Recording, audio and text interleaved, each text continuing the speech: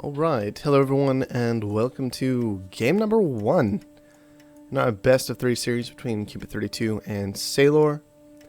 It's going to be from the round of 16 with the 7th tournament. This is in fact the first match we're going to have the opportunity to watch.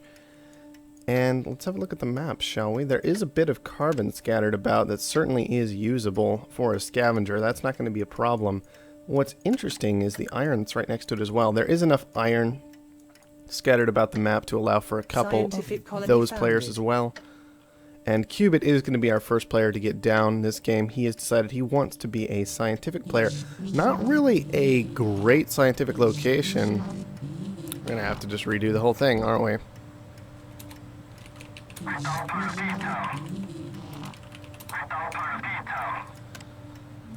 Yes, we're going to need to restart. This is what I'm talking about. It's really early. I don't operate well early. I blame them, they readied up. They're both awake right now. There, everything's set up this time. Year end notice first. It's good on year end.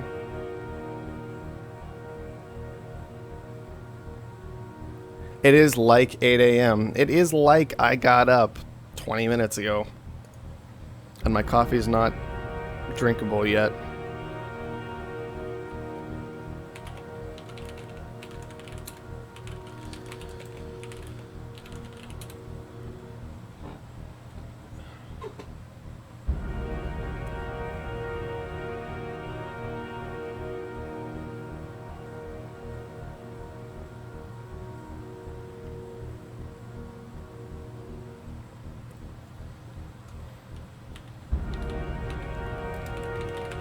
Look, it wouldn't be a tournament without that happening at least once, right? We're just getting it out of the way early.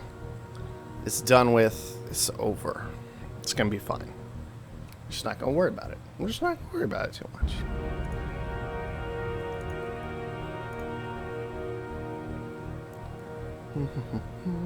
Okay.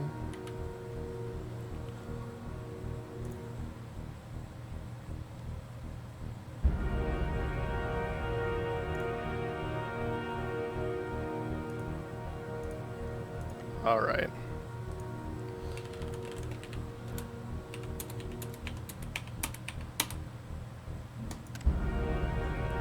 Hopefully we did it right this time, right? That was a very sharp transition from music to no music. Anyway. Hello everyone and welcome to actually game number 1 in our best of 3 series between Seilore and Cubit 32 to kick off this 7th Offworld tournament. Obviously, Cubit's going to be kind of the heavy favorite in this match. It is Cubit. He does not do a lot of losing, but Seilore has the opportunity to put up a fight, especially on such a strange map. Alright, Cubit is going to be the first one to found. Finds a decent scavenger location with high and low carbon. Quite a bit of it as well, and he is going to take the only high aluminum on the map. Seilore, he's going to get a scavenger location as well. Not nearly as powerful. I'm definitely concerned about it because, well, it's in a crater. And as it turns out, craters don't usually make great places to put buildings. On top of that, he's not got as much carbon. He's not got as much aluminum. He is basically exclusively playing from behind right now. And that's definitely going to be a bit of a concern for him. I definitely agree with Cubit. He got down quickly once he identified there is nothing on this map anywhere in terms of aluminum. He made sure to get that aluminum grabbed up, and he was going to be good to go. Interesting to note, that is something that would not have been as possible in previous tournaments because of how the claim system is different these days. Cubit's able to settle away from the aluminum and then grab up the high tile easily because of the instantaneous claims. Whereas if that claim had to travel, it would have been quite possible for Seilore just to kind of found next to that aluminum, take it, and then get some of the carbon and ship it instead. That would have left Cubit in a bit of an awkward position, stuck on exclusively low aluminum tiles the way Seilore ended up being this game. Just something to note and pay attention to as this match moves forward. Both players have grabbed up an awful lot of water immediately, but there's pretty good reason for that. Not a lot of water to go around. It is worth noting that Cubit decided to cut off his opponent from better water rather than taking strong water himself further away across the map with these high water tiles. Just certainly something to pay attention to. So far, Cubit with a nice lead in this game. No big surprise there. Seilore has gone into a geothermal plant. He does have that extra claim to spare, but that's a lot of carbon down the drain. That said, carbon not particularly valuable, so that shouldn't be hurting him too much as things move forward. He does have the opportunity to make money from power this game, already up above that $90 mark. But he's certainly going to need to do something like that to keep up with Cubit, who's already hit HQ level 3, working on getting his electrolysis reactors down. Bit of an unfortunate position with those, that they're not attached to the base. There are magnetic storms available to help counter that. But I imagine Cubit has something in mind for how to deal with that situation. And on top of that, he's still HQ level 3 with solid production buildings down. $90 a second from those, with this $4 water price. So that's going to be absolutely fantastic for him moving forward. But he does have to move fast this game. He is racing against the clock with this debt. He needs to stay far enough ahead of Seilore, have enough of an advantage that this debt doesn't completely cripple him and knock him out of the game on its own. No glass production yet this game is something to pay attention to. Not a huge surprise, but honestly, I'm looking around and I'm sitting here going, where is the carbon? Like, genuinely, where is the carbon? We've got one high, sorry, where's the silicon? We've got one high silicon here. We've got one medium silicon here. That's it. Such a rude map. Very, very interesting. Well, I don't know everybody's name yet. We talked about Cubit needing to stay ahead. Already HQ level 4. Gets the defense against the EMP after having mutinied away his opponent's primary source, potential source of money. Throws the EMP back right onto the carbon. When carbon's up at $34 a piece, that's pretty nice in a lot of ways. However, Cubit being forced to bid on this geotherm, that's not something he's going to be happy about. 7,000. We'll see what Cubit can do with it. The mutiny is important as it helps kind of pay down his debt. Make sure he doesn't spiral out of control here, having already been in that C bond rating, despite the fact that he's level 4, still that C rating. And Seilore, well, he's playing boldly, forcing Cubit to take on a lot of debt. Sailore's not going to want to take this himself, realistically. Geotherms are nice, but there's a better one closer to him. And on top of that, he's already got like 9,000 debt, 10,000 debt he's got to pay through. He's not going to want to let that add up if he wants to actually make money off this commitment to this geotherm at any point in this game. So it's kind of nice for him to be able to just stack on more and more debt on Cubit. That's his one route back here. But 2 HQ levels down, that's going to be a bit of a hard fight for him to manage to pull through. A lot of carbon sitting around for him, though. That's nice. That could accelerate him to an upgrade immediately if he wanted it to. Sell down 100 of that, and he is going to be good to go.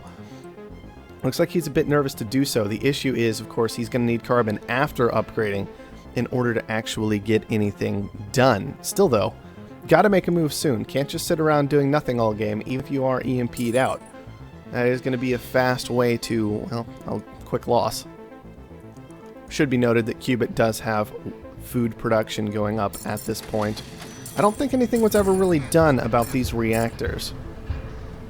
I haven't really been watching for the shipments, but there should be moments of vulnerability with all these resources flying through the air, unless Cubit has carefully managed them so that that's not going to be an issue still.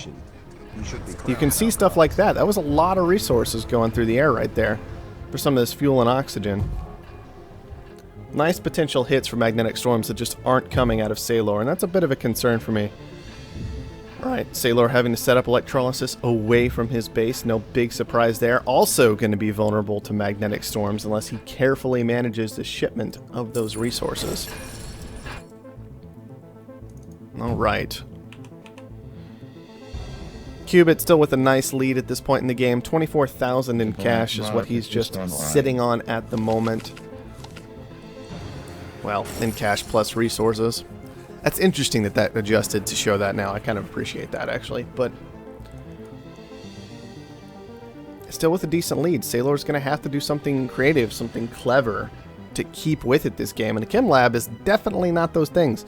Chemical's only $89 right now, and this lab is in fact just losing money straight out of the gate. Now, with that carbon price being as high as it is, depending on how much of that Seilore has sitting around, maybe it's a bit more reasonable, but you have to imagine with one claim just sitting around, maybe a farm could have been a better option, maybe just an additional electrolysis reactor, maybe just grab this high silicon. Think about moving into glass. All of these things were definitely options.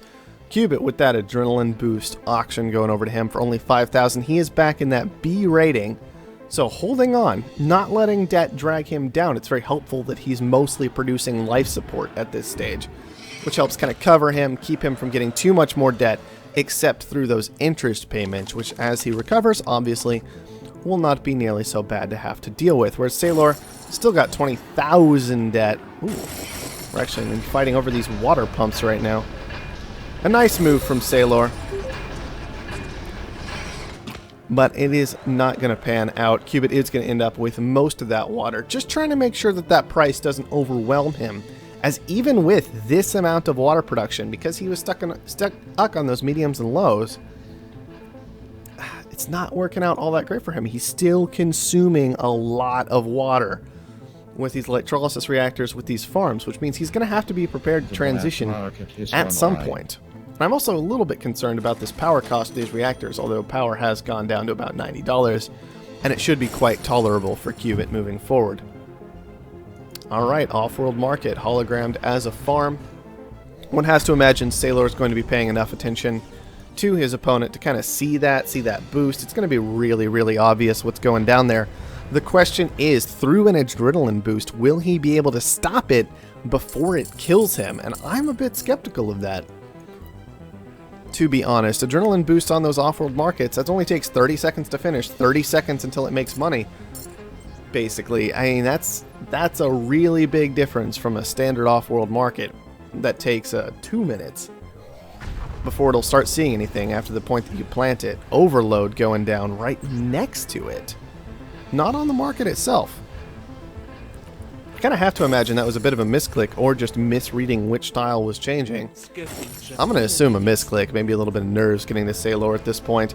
Regardless, Cubit has managed to get his off-world market down, get on up to HQ level 5. With only 83,000 debt, he is very comfortably into that double B bond rating. He is going to start launching oxygen in about 5 seconds here, and that should be the kickoff for him to start buying into Seilore pretty much at that moment, sitting on 42,000 cash. He doesn't need to do anything besides just go kill his opponent at this point. And there's not very much that Seilore could possibly do to stop him. 6,000. Do have a bit of an auction getting in the way at this point, but that'll resolve quickly. And shortly after that, we should see this game ending. 9,000. 10,000. 12,000. 14,000. 16,000. 18,000. I'm a little annoyed right now. It's like, guys, 20,000. really? I mean, come on.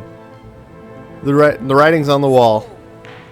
Just let it play out. It'll be alright. Don't worry about it too much. I do like these little names popping up, by the way. It's very helpful. Kind of wish there was a button to get all of them at once. There might be. I just might not know what it is, but still. $58,000 worth of resources sitting in Cubit's pocket. Is he out of claims? He is at this point, and that's nice to see because it means he won't be doing anything else. That adrenaline boost has been consumed, but as we can see, it got most of the way through 2 oxygen shipments. Not much longer till the second one goes off. Cubit has found somewhere to put all his money. Yes, and it's going to be into Seilore. Right into his chest, just driving all the cash in there, making sure he can finish off this game. $55,000 plus whatever else Cubit has sitting around in this silicon food and glass should be more than enough. more than enough to finish this up in just mere moments. Alright, we're going to have to wait like a hair longer. Sorry. There it is. Very safely played out by Cubit. Knew exactly what he was doing. We even saw that the aluminum got scrapped at one point when it got low. Just clean, straightforward. Knew exactly when he could found, how early he could found, to kind of ride that line, make sure that debt never overwhelmed him, made sure to make the right resources to easily ensure that debt never overwhelmed him. And that leads to a fairly straightforward game number 1 and a nice lead for Cubit as we move into game number 2.